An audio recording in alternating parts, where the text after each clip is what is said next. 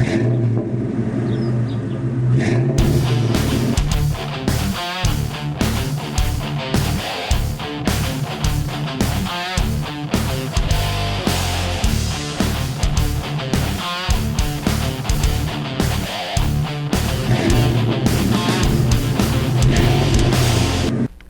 this is Joel with MustangMechanic.com, and today we'll be changing the front brakes on a 1987 Mustang GT.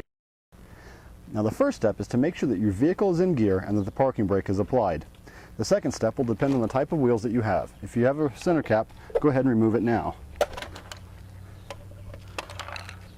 Now you want to break each of the lug nuts loose while the vehicle is still on the ground.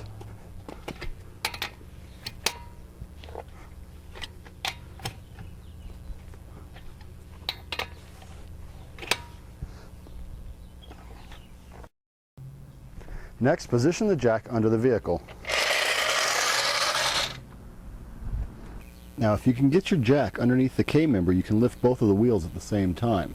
Be sure to place some jack stands under the vehicle to protect yourself.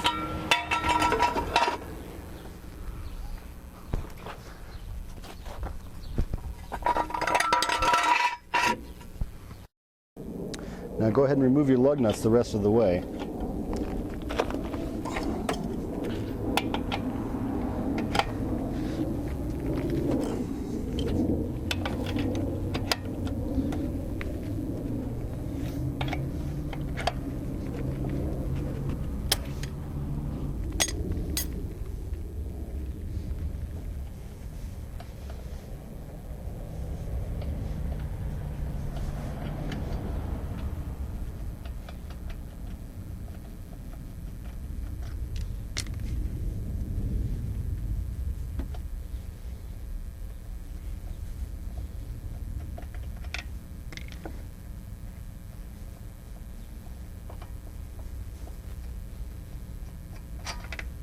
And pull the wheel away from the vehicle.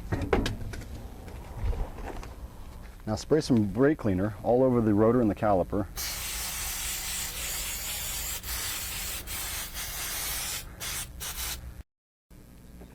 Now remove the caliper bolts. These are an 11/16 inch.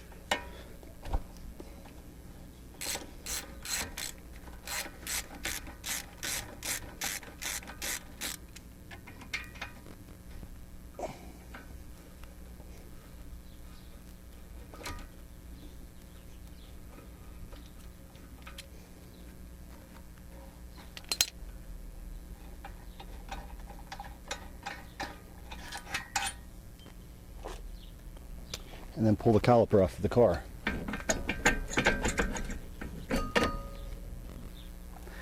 And when you remove the caliper from the car, you want to use some wire to tie this guy up.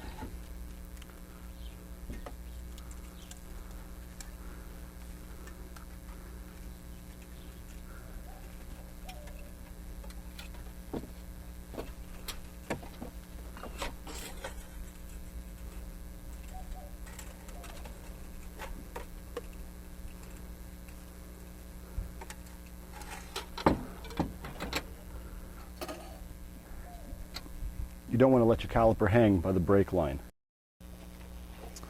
Now remove the dust cover.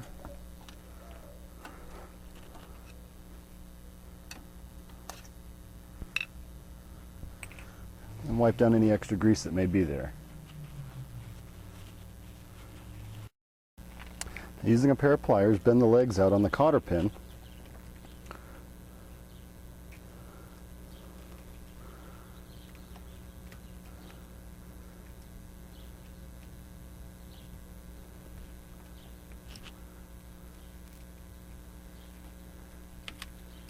And pull it out. We're not going to reuse these. We're going to discard this one and use a brand new one. Go ahead and wipe down any extra grease that may be on there, and you can remove this this other cover here. This guy. There's a large spindle nut on here. This is a 1 1/8 of an inch. It's not very tight, but it's just tight enough you'll want to break it loose a little bit. And then you can pull it off by hand.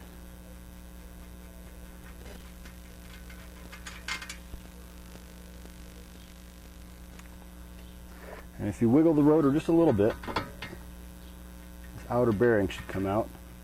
along with its thrust washer. Now you can remove the rotor, and it should have the inner bearing still inside it. Go ahead and wipe down the spindle. Try and get any old grease or excess dirt that may be on there. This is a good time to check the spindle for any odd wear or places where there may be grooves from the bearings. Now, using a hammer and a punch, we're going to tap out the inner bearing.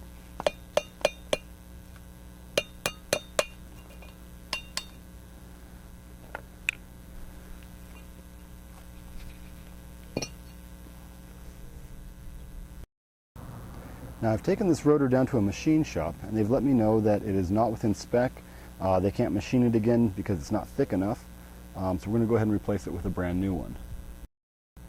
Okay, here's our new rotor, and from the factory they put a coating on it to keep it from rusting. So we're going to go ahead and spray some brake cleaner and just give it a good wipe down.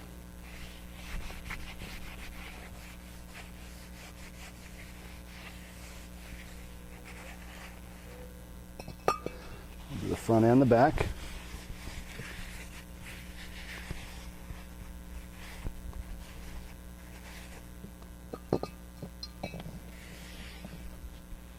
Now we're going to install the inner bearing.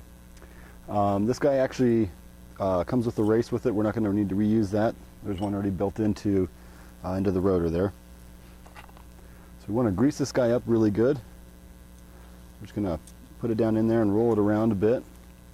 Get it real good and greased up. And then drop it into the rotor.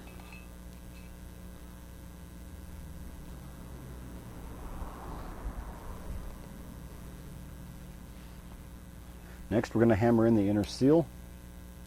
Just kind of line that up on there. And we'll tap it into place with a dead blow hammer.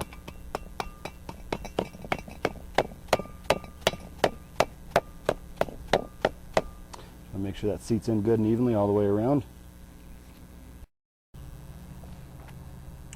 And while we're at it, we might as well go ahead and grease up the outer bearing as well, just to have it ready when we're going to put it in. Now I'll go ahead and apply some grease to the spindle. Just want to rub it in all around there. Just to get it good and protected.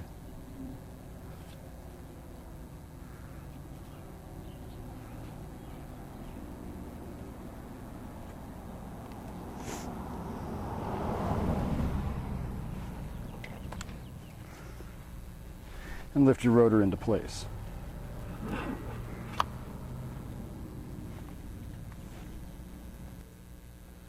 Now with the rotor in place, install the outer bearing. Now with the outer bearing installed, put in your thrust washer. It's keyed so it only fits in one way. Then put on your spindle nut.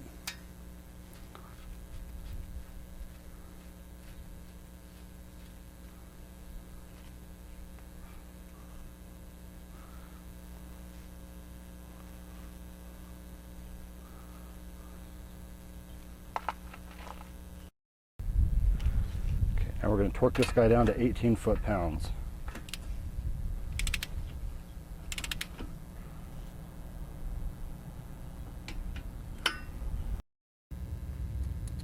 Now install the crown nut. Now with the crown nut in place, we're going to install our cotter pin. This is a 5/32 cotter pin. And we're going to use the pliers just to bend the legs back around.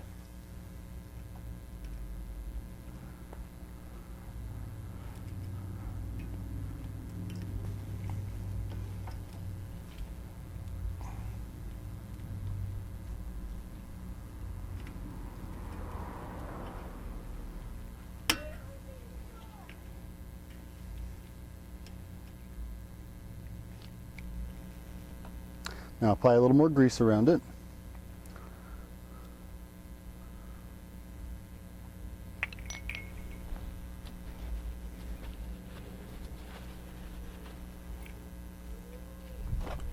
And using a dead blow hammer, tap your dust cap back into place.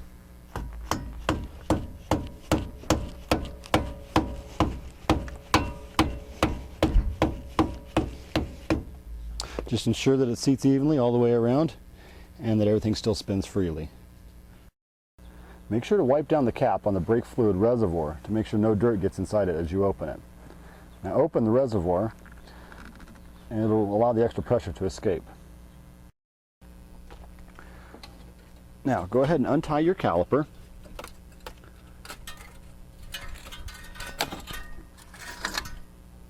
And remove the outer pad.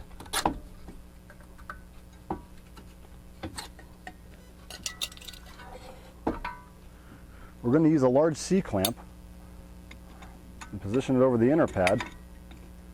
When we tighten it down, it'll compress that caliper back in. It'll recompress this piston. Before we do that, we probably want to check, make sure there's no damage to the piston, and check for leaks and cracks in the boot. We can go ahead and compress this down.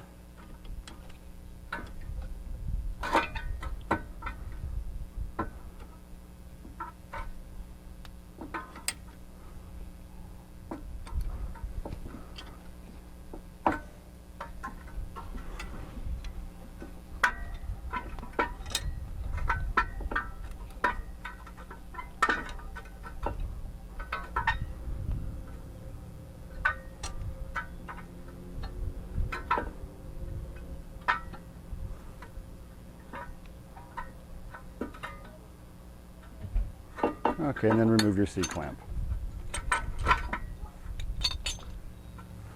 And you can pull out the old pad.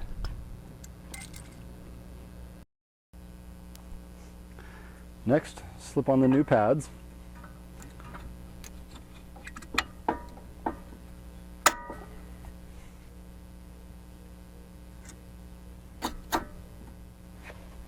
And install the caliper back on the mounting point.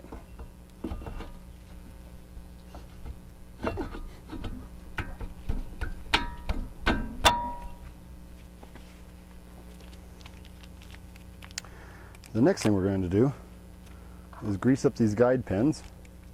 We're going to use a little bit of brake lubricant here. Just apply it evenly to the entire pin, line it up and push it through.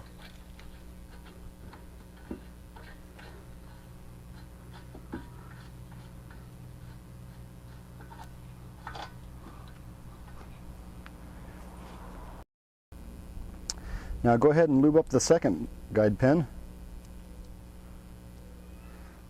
and put it into place.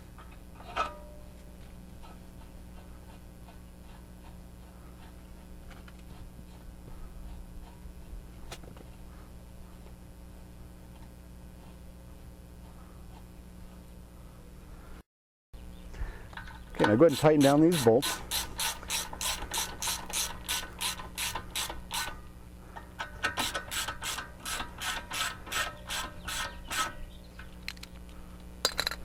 And then torque them down to 50 foot-pounds.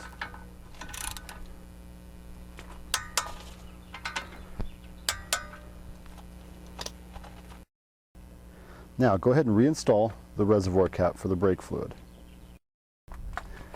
Now go ahead and put your wheel back into place.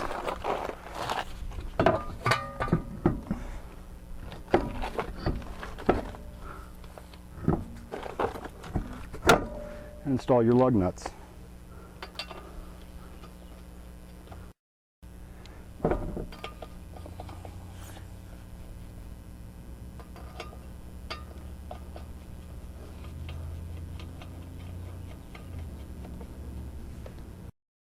Now go ahead and tighten down the lug nuts as much as you can while the vehicle's still up in the air.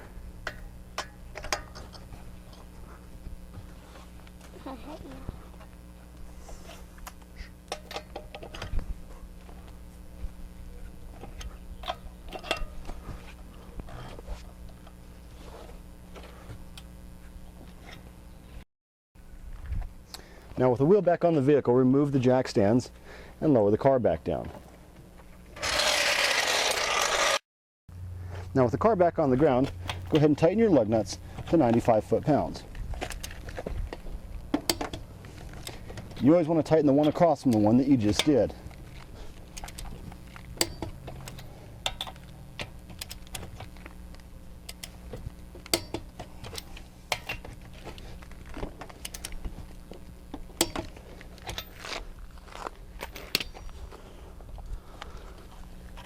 Now you can reinstall your wheel center cap,